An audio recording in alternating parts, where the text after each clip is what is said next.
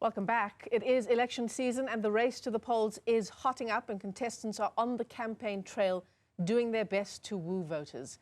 From big rallies and attending church services to kissing babies, not my baby, and TikTok challenges, political parties and independent candidates are on a mission to convince the electorate that they are the right choice.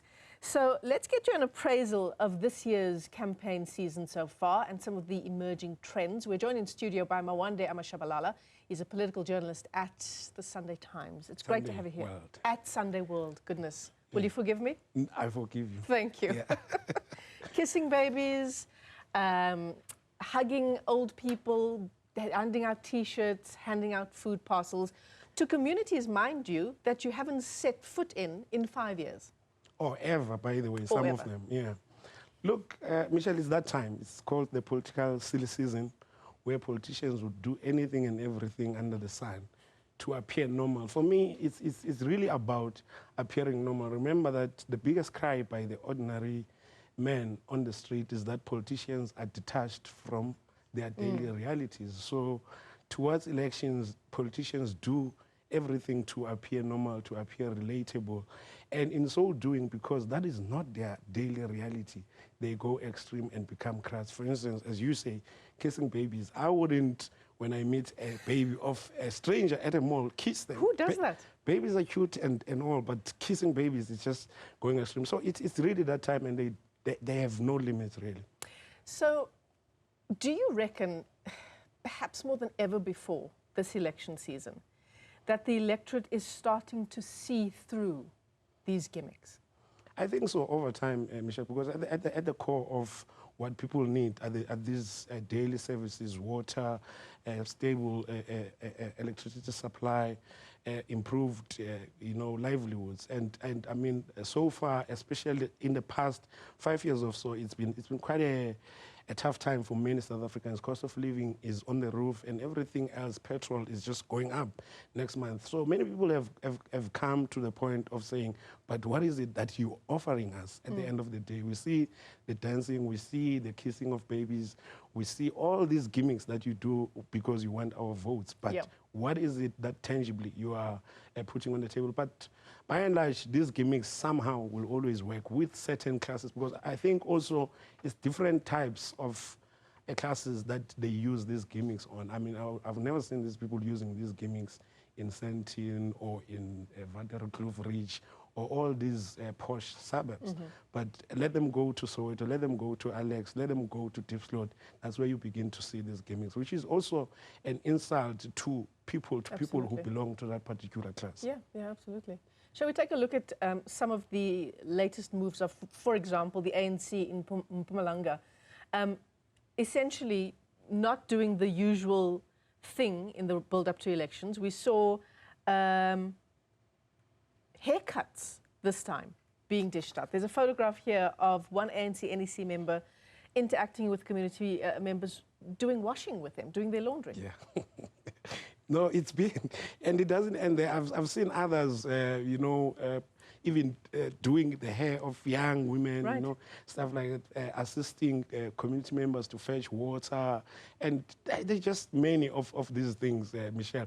And I think by the time, in each and every election, the extremity just becomes too much, because also the desperation for votes is becoming too much. Remember now we're at a point where these are the most hotly contested elections since the dawn of our democracy. So the desperation across board is really extreme, and it doesn't really limit itself to the governing party. Even the new entrants on the board, the likes of MK Party, they do all sorts of gimmicks.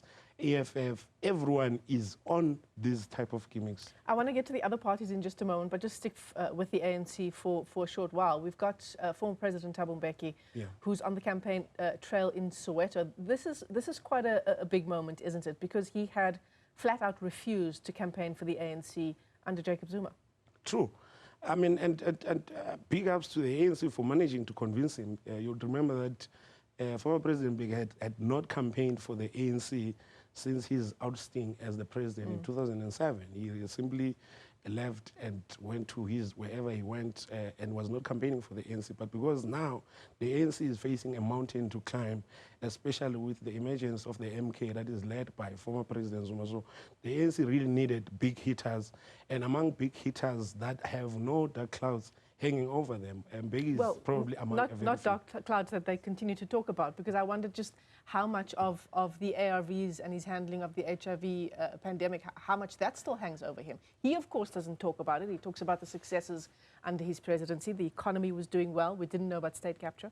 Yeah, former President Mbeki has impressed me in how he manages to, to wish away some of his controversies during his presidencies, and that I think the type of constituency that he appeals to, which is mainly the black middle class, are not really concerned about some of those things. They always have an explanation about some of his blunders. I'm one of those people who say he's not a saint himself. He's just like any other of the ANC former presidents. He's done good and he's done bad, but somehow to the constituency he appeals to, he manages to wish those things away and convince them that he is this moral high ground that the ANC needs right now. And the constituency that he appeals to, the black middle class mainly, is what the ANC needs now more than ever. I would have loved to be the fly on the wall in that discussion when he was convinced to campaign for the ANC. Yeah, look, it's been difficult. You'd recall, Michelle, that it's not been easy, because just last year, and I think there was about two occasions where he publicly said that he cannot campaign for the ANC, which tells people this and does the opposite. The dramatic U-turn in terms of my analysis was made possible by the emergence of MK, where I think even the ANC leaders, current ANC leaders, when they convince him, they would be really begging and kneeling before him to say, but guy, we are dealing with a very, very different situation than before. Yeah, we need big hitters, we need people like you, and if you truly are an ANC member, you really have to show smoke. Well, he's showing smoke at 2 o'clock this afternoon, and our reporter Junior Khumalo is tracking that story. Yeah. Shall we get back to the issue of gimmicks? No problem. What's standing out for you from the other parties? Look, it's really, I mean, perhaps even historically, for me, Michelle, it's not even limited to political parties. As a general rule, this is a behavior of politicians when they want power, even for their personal being. I mean, I recall, for instance, the young lady of the EFF, Naledi Chirwa, previously being prayed for, who's that Malawian bogus Prophet Bushiri, right, telling her that the future is bright, she's going to parliament, and there she is being prayed on and falling. Those are some of these gimmicks that really make me laugh. Even old days, I mean, we're talking about President Mbeki now. If you recall very well, he used to never be a person who sings, who dances, but during election campaigns, I recall very well there was one election campaign when Solimo Hulu of the ZCC Church, who used to be a major part of the ANC campaign, was singing on stage. I think it was an election manifesto launch. I had never seen President Mbeki at the time dancing and doing all those jumps that they do at the ZCC. So you see the kind of extremes that politicians would go to, that they even go out of their own characters and personalities just to convince the general mass that I am normal, I'm one of you. Absolutely. And actually, now that you're describing that, Helen Ziller comes to mind, and her cooking a traditional meal in a traditional outfit. Yes. I think that was around 2014. Yeah. Remember, and at the time, remember the DA had a huge strategy to get into, the black constituents in terms of the electorate, and they had to pretend to be part of that constituency that they wanted to appeal to. So, I mean, Helen Ziller started throwing a few Xhosa words here and there, pretending to be a Makoti, cooking in a three-legged pot in the fire. So it's really been crazy. And, I mean, as I say, going back to, even for personal reasons, another one that I recall, when Minister Tokyo Sikwale was appointed Minister of Human Settlements 2009, yes, he went to sleep in Deep Sloot, so that he could understand, at a shack to understand, because it was human settlement. Because it takes one night to understand. Absolutely, and I doubt, by the way, that he slept there. But see, anyway, even if we were to believe him, you would have wanted to believe that if he got that experience for one night, by now we shouldn't be having any shacks, but we still do. Yeah, absolutely. I want to ask you about, you opened the conversation by saying it's the most contested, perhaps the most important election since 1994. There are so many political players now. We've got 3 ballot papers. We've got a number of independent candidates. It's a tough job for the electorate, isn't it? Going to the ballot and knowing exactly what it is they need to do. It's going to be most difficult, Michelle, for those that would have been undecided by the time they get to the ballot box. Because, I mean, with the list of parties that are going to be on that ballot paper, I really can't have the time. I mean, I'm talking about me personally. I wouldn't have the time to browse through. So I guess many people, it's about knowing exactly what you go there for. Before you go, yeah. But it's very difficult. The ANC is under siege. The DA has all sorts of problems that it's facing. They argue that they are on the upward rise.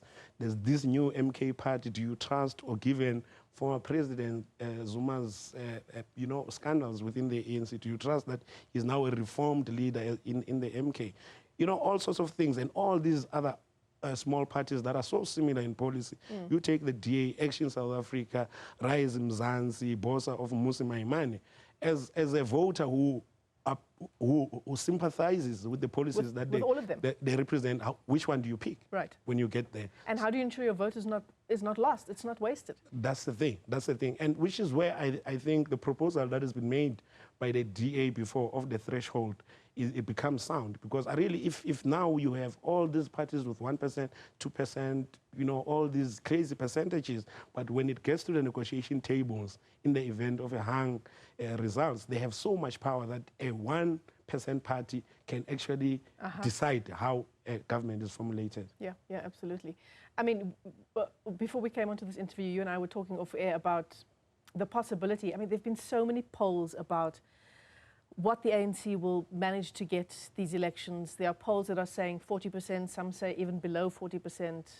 I don't know if you want to put on record what your premonition is for these elections.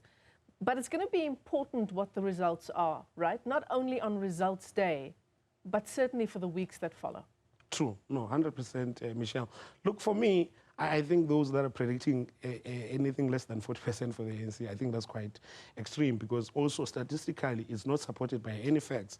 If you look, of course, the ANC has been on a downward spiral, but it's never been anything more than 6%, so to speak, in terms of their electoral loss. So if we were to work with the previous formulas, the ANC shouldn't, if for me it does bad, it should be in the late 40s. I really don't see anything less than 45%.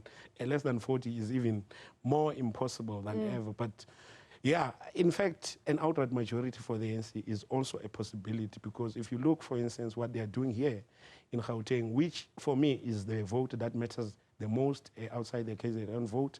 And mind you, there are predictions that it will lose Gauteng.